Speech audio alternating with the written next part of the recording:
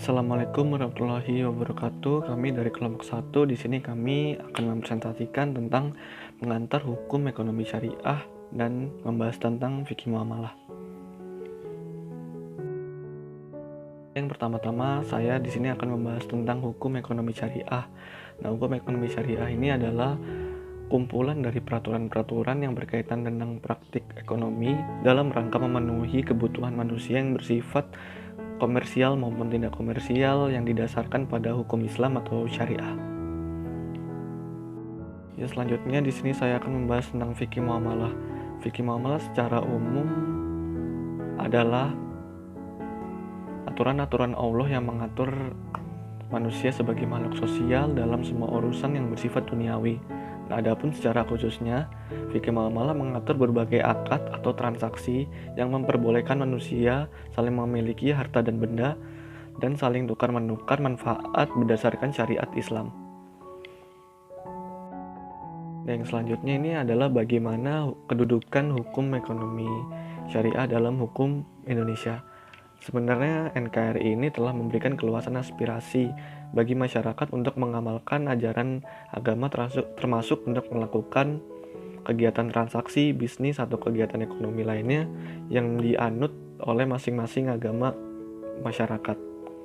Hanya saja yang harus dipatut digarisbawahi di sini adalah bahwa dalam konteks sistem ekonomi nasional di Indonesia, hukum ekonomi syariah ini akan mendapatkan kekuatan hukum dan bersifat mengikat ketika mendapatkan penguatan dan legitimasi dari pemerintah, yaitu dalam bentuk undang-undang, peraturan, dan berbagai produk hukum lainnya yang mengakomodasi pada berbagai hukum ekonomi syariah.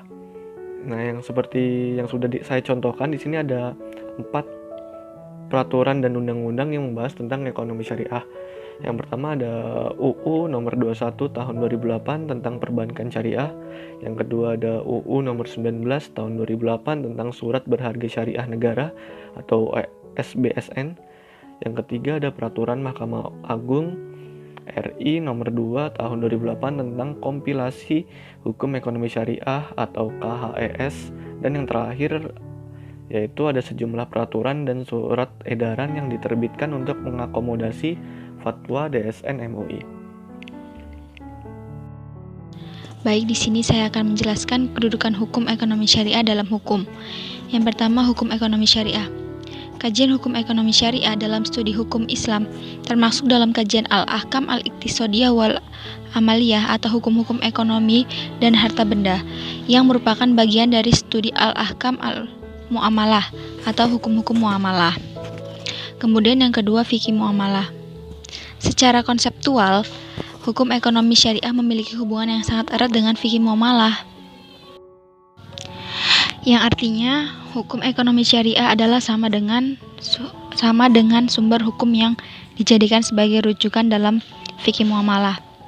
Seperti dikategorikan dalam 2 kelompok, yaitu sumber primer atau mashadir al-asliyah, yaitu sumber-sumber hukum Islam yang telah disepakati oleh para ulama untuk dijadikan sebagai hujah dan rujukan untuk mengetahui hukum syara. Kemudian yang kedua itu sumber sekunder atau mashadir tabi'iyah, yaitu sumber-sumber hukum yang masih diperselisihkan penggunaannya sebagai hujah dan rujukan dalam hukum-hukum fikih Islam karena merupakan produk penalaran manusia. Seperti itu. Sumber hukum ekonomi syariah yang primer itu ada dari Al-Quran, Sunnah Nabi, Ijma, dan Qiyas. Kemudian sumber hukum ekonomi syariah yang sekunder itu ada istihsan, masolih al-mursalah, al-uruf, dan syar'u. Kemudian dari sekunder juga ada dari mazhab sahabat, istishab, dan Sa'ad Az-Zara'i.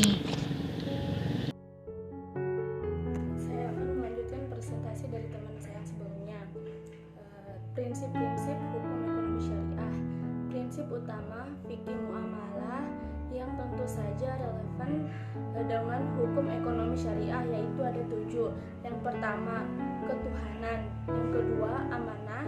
Yang ketiga, maslahat. Yang keempat, keadilan. Yang kelima, ibadah. kebebasan bertransaksi. Yang ketujuh, halal. Adapun hal-hal yang diharamkan dalam Islam terdiri dari dua hal, yaitu satu, haram substantif atau haram zatnya. Yang kedua, haram prosedural atau haram caranya.